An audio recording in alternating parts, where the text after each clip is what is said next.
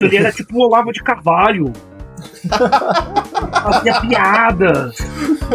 Ele fazia as piadas de quinta série com a galera. Estamos começando mais um Resenha Épica e hoje a gente vai falar sobre a Reforma Protestante. Sobre o movimento neopentecostal. Of the King, the Power, the Best. Eu sou o Felipe Sampaio. Eu sou o Raul Trindade. Eu sou Alexandre Oliveira. Bem-vindos ao Resenha Épica! Isso aí, pessoal. Temos hoje aqui um convidado mais do que especial, meu amigo Alexandre Oliveira. A gente se formou junto na Faculdade de História. E aí, Alexandre, seja bem-vindo, cara. Eu que agradeço o convite, né? Que a gente ficou conversando e sugerimos tema e vamos aproveitar aí o hype do The King aí. Bom, na verdade, nós vamos aproveitar dois assuntos que estão mais ou menos em pauta, né? Vamos falar hoje do Papa Leão, mas não é o Papa Leão XIV, é o Papa Leão X, da época da Reforma Protestante. Vamos falar dessa fragmentação do cristianismo do Ocidente, aproveitando também para falar sobre o movimento neopentecostal e esse negócio aí de pastor, coach, influencer com menos de 15 anos de idade, porque são assuntos que de alguma forma têm um link entre si e ficaria legal no episódio. Sugestão aí do meu amigo Alexandre. Excelente, cara. Então, para começar, a Reforma Protestante. A gente sabe, né, que durante toda a Idade Média, eu diria toda, né, mas pelo menos no fim da Idade Média e início da Moderna, a Igreja Católica era, assim, a maior autoridade ali, pelo menos na Europa, né, no mundo ocidental. Era uma força poderosíssima, inclusive influenciava muitos governos ali, né, das regiões ao redor, né, isso aí. E algumas atitudes ali, principalmente, né, a questão das indulgências, né, e tal, algumas atitudes desses líderes da igreja, principalmente os bispos e o próprio Papa, né, o pontífice ali, vão gerar alguma revolta, né, inclusive dentro de alguns membros do próprio clero, né. A gente, quando fala de reforma, o primeiro nome que vem à cabeça é o Martinho Lutero, né?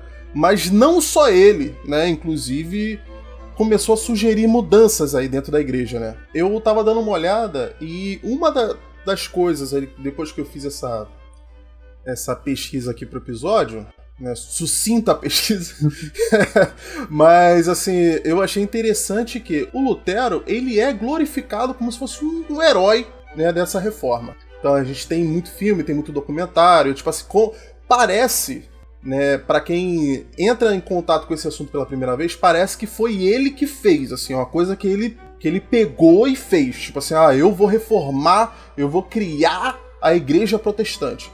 E não foi bem assim, né? O que ficou mais famoso nessa reforma de Lutero foram as 95 teses, né, que, de acordo com a lenda popular, ele teria pregado na porta da igreja, né, e pelo que eu vi não foi exatamente isso que aconteceu.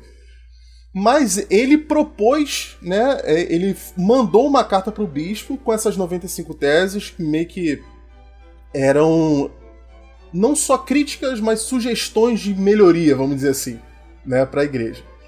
E nesse período eu vi que o Lutero, ele era professor numa universidade e essas 95 teses não tem prova de que foi ele que fez. Existiam muitos debates dentro dessa escola. Sim. E muito provavelmente aquilo é uma reunião de ideias de várias pessoas. Então, assim, talvez nem seja mérito único dele. Muito provavelmente nem as 95 teses são mérito único dele, né? Cara, a gente conta o seguinte, tem que entender que são os problemas que vêm com a Igreja Católica ali, final da Idade Média. Você tem uma sequência de papas ruins. Entre eles você tem o Papa Alexandre Borgia, que é o Papa Alexandre VI. O nome do cara era Alexandre? Rodrigo Borgia, da família dos Borgia, espanhol. Todo mundo ali deve conhecer ele do Tratado de Tordesilhas. A gente fez um episódio sobre esse cara aí. Vou botar no card aí, vai estar aqui, ó. O Alexandre VI é um dos papas mais filha da mãe que existe. Você tem aquela série ali, Os Borgia, que mostra toda a história do papa, dessa família, que era junto com aquela outra família, os Médici. A principal família ali, eles eram espanhóis. Naquela época, só quem assumia o papado eram os italianos, os Médici. São um exemplo disso.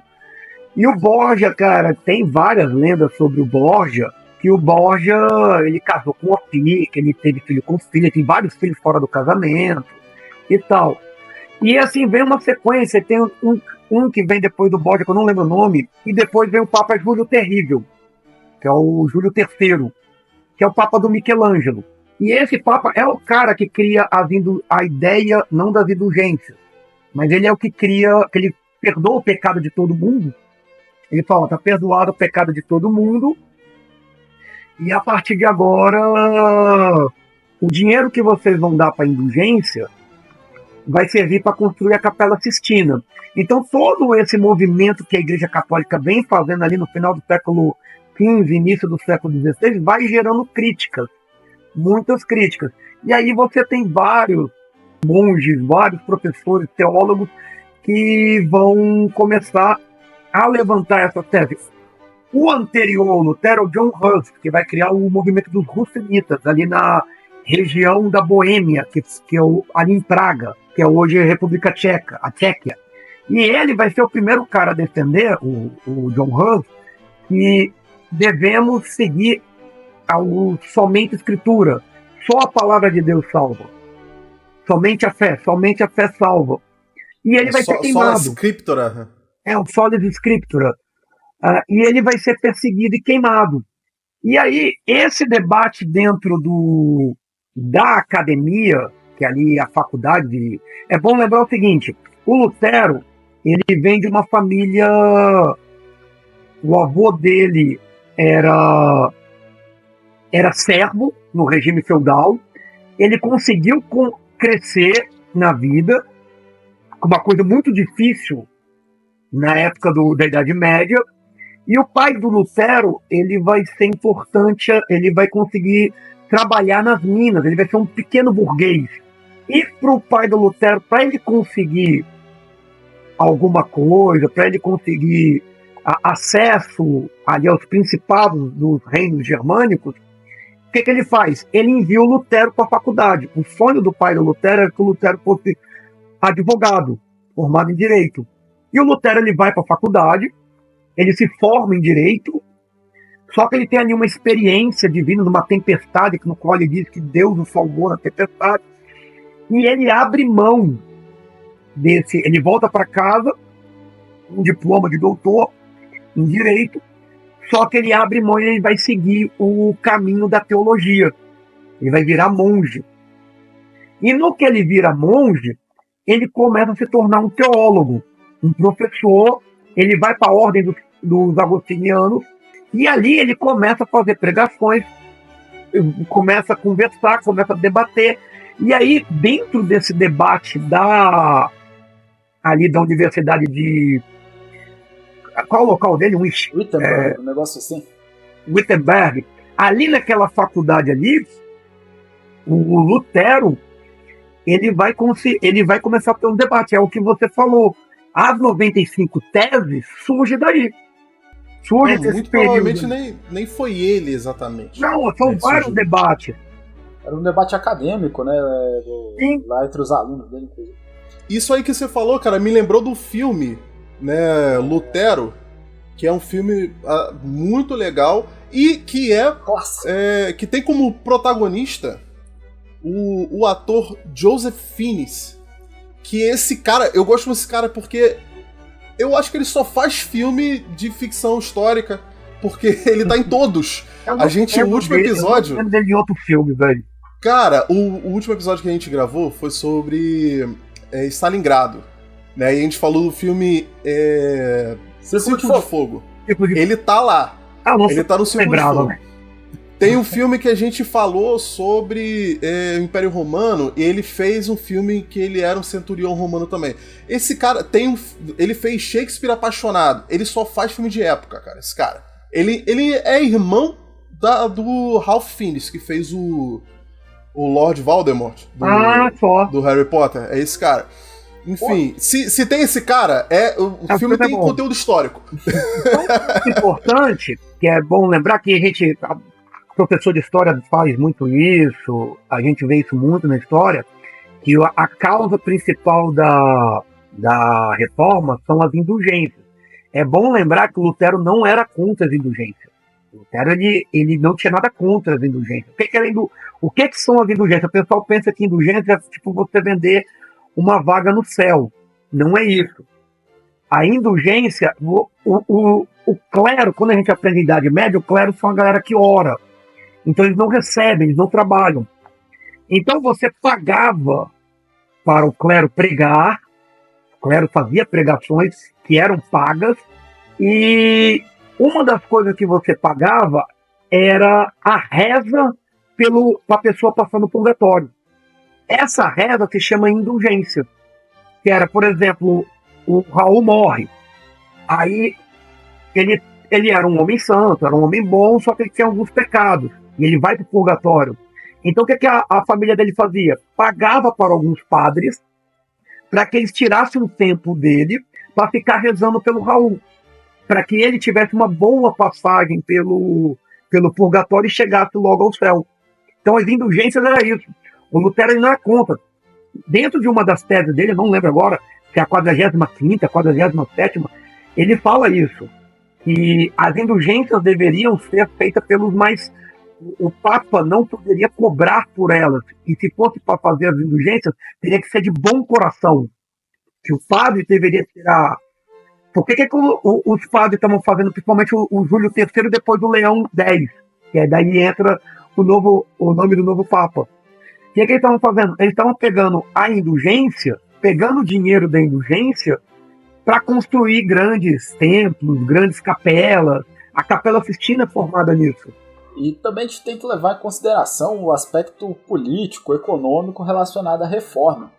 E o que incomodava muito o Lutero, esses reformadores, era esse aspecto social, o empobrecimento das pessoas, que já eram muito pobres, e que tinham que vender algum tipo de bem ou fazer um sacrifício muito grande para conseguir pagar essa indulgência. Então isso, ele via a questão social, né? A miséria que essas indulgências estavam levando também para a cidade. Em primeiro ponto, porque depois o Lutero muda um pouco a opinião dele. Depois ele começa sendo a favor do social e tal, aí quando aparece o Thomas Miller, lá da reforma do campesinato, ele muda a opinião, que ele vira e fala, tem uma frase do Lutero falando, camponeses são camponeses, senhores nobres são nobres e senhores feudais têm que ser senhores feudais. É a ordem que foi dada por Deus. Eu vi, tem várias críticas ao Lutero, né, quanto à ética dele, né? Porque fala que ele era até antissemita pra caramba, mas assim, um monte católico da época, acho que era assim, implícito, né, que seria antissemita. Ele conseguia, o Lutero ele conseguia fazer antissemitas ficarem impressionados com o antissemitismo dele. Os caras... É aquele racista que, pô, até os racistas ficam sem graça de ficar perto. Uma passagem dele, cara, é o Netanyahu, pô, quando o Trump falou que queria fazer lá a Palestina virar uma Riviera. O Netanyahu até se assusta, né? Cara, tem um livro aqui que é muito bom, esse aqui, deixa eu ver se eu consigo mostrar. Dá pra ver aí? Dá, mas é um livro pequeno. A gente tem uma tradição de livro grande. Esse aqui. É a biografia do Martim Lutero. Cara, sensacional essa biografia dele. Muitas cartas dele. É uma análise histórica mesmo, que aí entra no que você falou no início. Lutero, para alguns heróis, é herói. Nessa biografia, o Lutero ele é tratado como um ser humano normal, com erros e acertos, com algumas maluquices. O Lutero, por exemplo, ele foi a favor do Henrique VIII a casar lá com... Ele ficou meio no cima do muro, porque ele gostava muito da Catarina de Aragão, mas também tinha um coração pela Ana Bolena. Então ele ficou meio em cima do muro.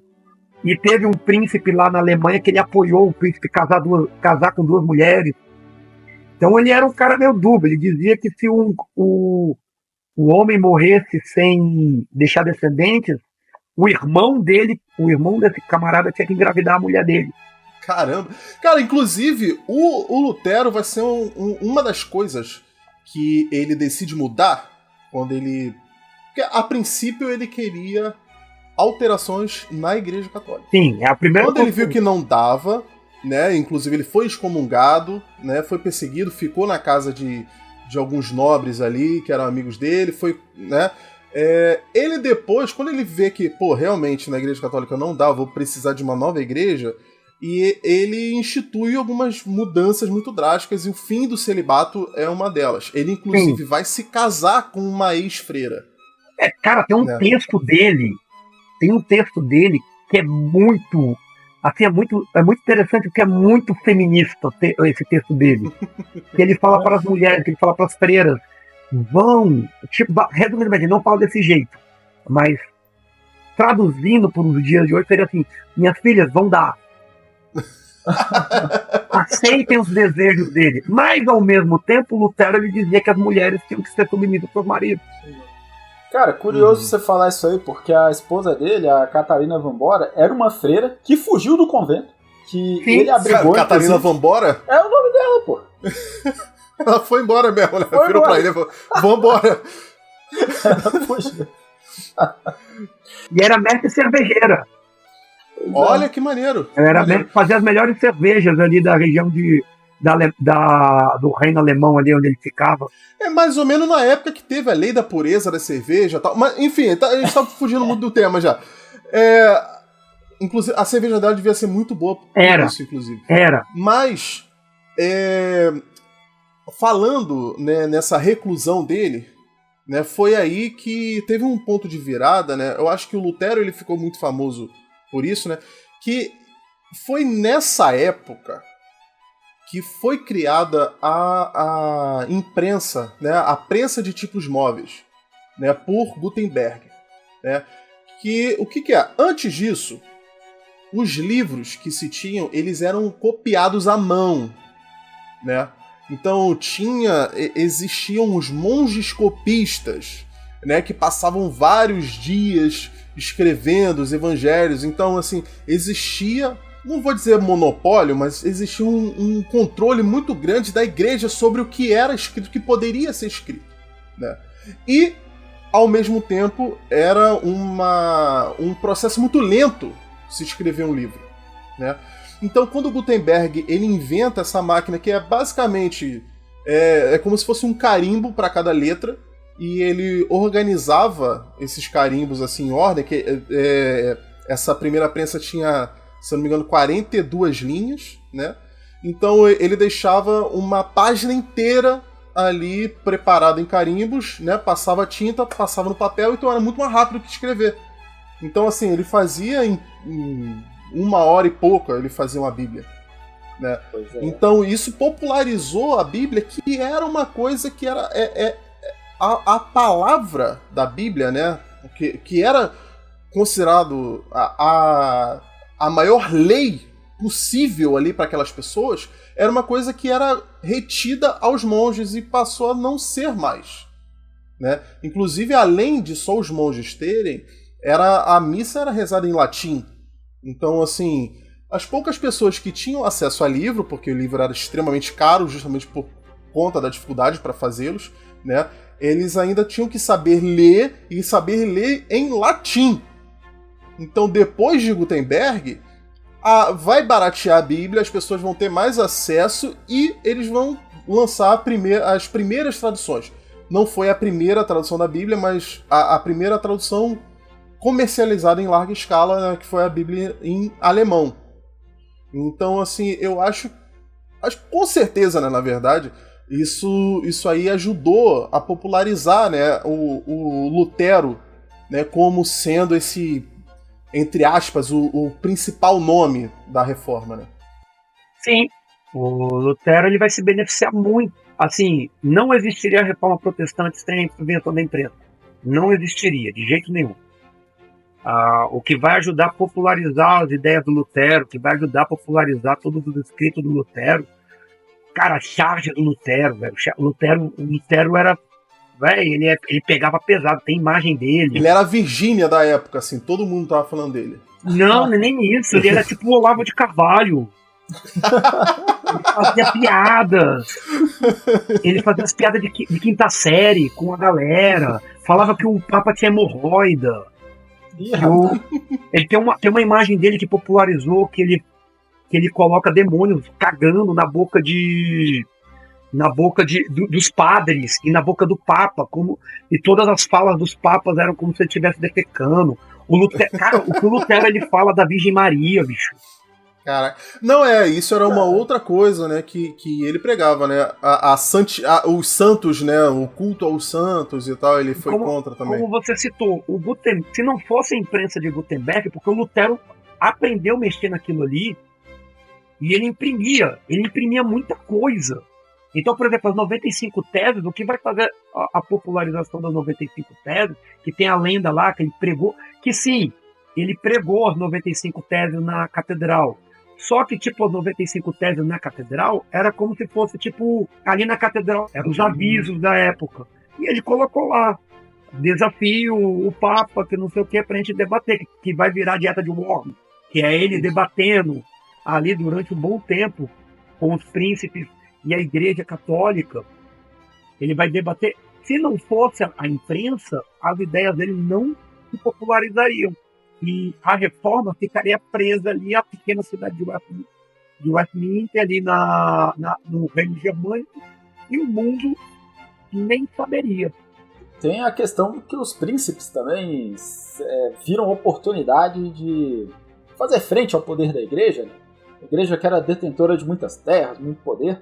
Os príncipes viram na reforma protestante uma possibilidade de simplesmente excluir esse poder da igreja. Um dos maiores exemplos o Alexandre citou aí, né, que foi o Henrique VIII, né? Assim, pode ser leviano a gente falar que, o cara criou uma nova igreja só pra poder casar de novo, né? Mas eu acho que rende um episódio... Henrique VIII? Assim, mas eu acho que foi um dos principais motivos, né? Ele era um cara que ele casou várias vezes e ele não poderia ter feito isso se ele fosse católico, então ele fez a religião dele. O Henrique VIII, a igreja via assim, a Igreja Católica não apoiou o divórcio dele por causa que a primeira é Catarina de Aragão, não é? Isso. Depois é Ana Bolena. Isso mesmo. A princípio ele estava tentando alegar que ele não estava conseguindo ter filhos com ela, porque, na verdade, ela tinha sido prometida pro irmão que faleceu. Ela chegou a casar com o irmão dele, mas disseram na época que não chegou a consumar o casamento, então passaram esse casamento pro irmão mais novo, que era o Henrique. Mas ele falou que foi amaldiçoado, né, porque ela, na verdade, teria consumado sim, e por isso ele queria o divórcio. Só que a igreja não deu. A igreja não apoiou por questões políticas, porque a família de Aragão era muito católica. Isso. Mas aí, por isso que eu tô falando que, assim, tem até série, tem filme, tem série sobre, né? Mas eu acho que é exagerado a gente falar que foi só por isso. Na verdade, esse cara, eu percebo que ele tava puto com o controle que a igreja tinha, político. E ele aproveitou isso aí, entendeu? E ele teve contato com o trabalho do Lutero e outros reformistas, né? E ele aproveitou e ele fez a igreja dele, que é a igreja anglicana, que inclusive é a religião oficial da família real lá do Reino Unido até hoje, né? E tem essa característica de que o líder da religião é o líder do Reino Unido também. Ou seja, hoje é o rei Charles, né? Terceiro. Que é o terceiro, que é o líder da religião anglicana. Sim. Então isso centraliza muito poder. Né? E esse motivo, ele realmente, o Henrique VIII, ele quer fazer a reforma, tanto que a gente não fala de reforma protestante, sim de reforma protestante. Porque o Henrique VIII, o objetivo principal dele fazer a reforma é tomar a terra da igreja. Tanto que isso vai explicar o porquê a Inglaterra vai conseguir ser a primeira nação a fazer a Revolução Industrial.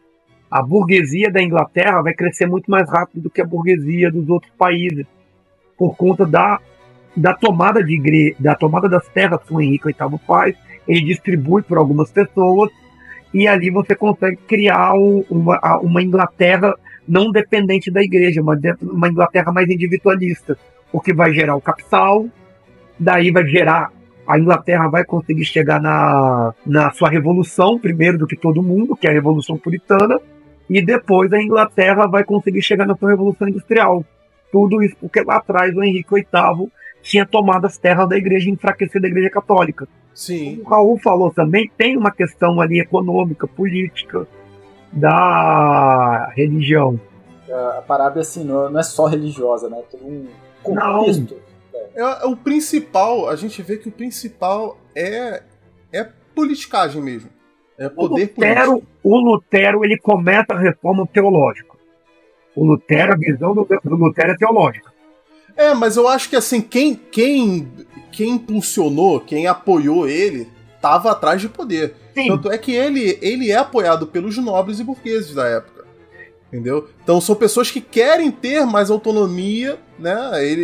Cara, tanto que quando o Lutero faz a reforma, e alguns reis, porque a Alemanha não existe ainda, são vários reinos germânicos ali, ainda é o Sacro Império Católico Germânico, então pequenas cidades que vão virar protestantes, e dá uma confusão do caramba.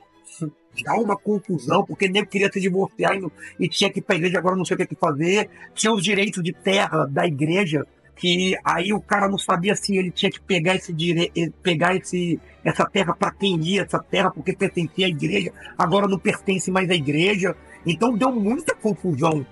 O Lutero vai morrer, acho que 40 e poucos anos depois do início da reforma. Ele vai morrer, ele morre em 1560 e alguma coisa. Que ele vai morrer.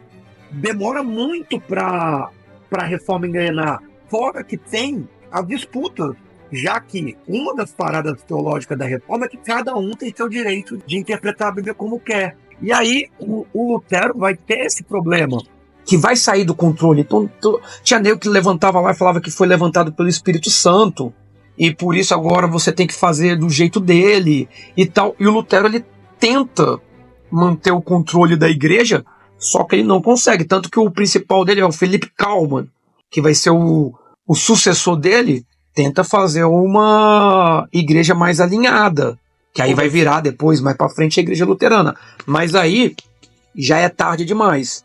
E a princípio mesmo ele nem queria criar uma nova, como é que se fala? Uma nova facção, sei lá, da religião cristã. Ele queria apenas... Uma nova denominação, né? Uma nova religião, né? Ele queria apenas criticar aquilo que ele achava errado e talvez propor mudanças. Mas isso é muito curioso, porque isso se reflete nos textos que a gente lê até hoje. Se há uma tendência daqueles autores que são mais favoráveis ao Lutero criticar muito os calvinistas. Falar principalmente da questão econômica, financeira, né? Já os calvinistas chamam os luteranos de retrógrados, né? Um pensamento meio atrasado. Os anabatistas são vistos por esses dois como baderneiros, né? Gente assim, da balbúrdia, da bagunça. E para os católicos, esses são os traidores, os caras que bagunçaram o negócio todo. E a gente percebe que era isso aí que você estava falando, Alexandre, que essas subdivisões elas são muito presentes até hoje. Todo mundo faz parte ali de uma mesma religião, que a gente chama de protestante, mas se você pega um de cada igreja e bota numa sala, é capaz desse povo talvez não conseguir conversar, né? Não conseguem.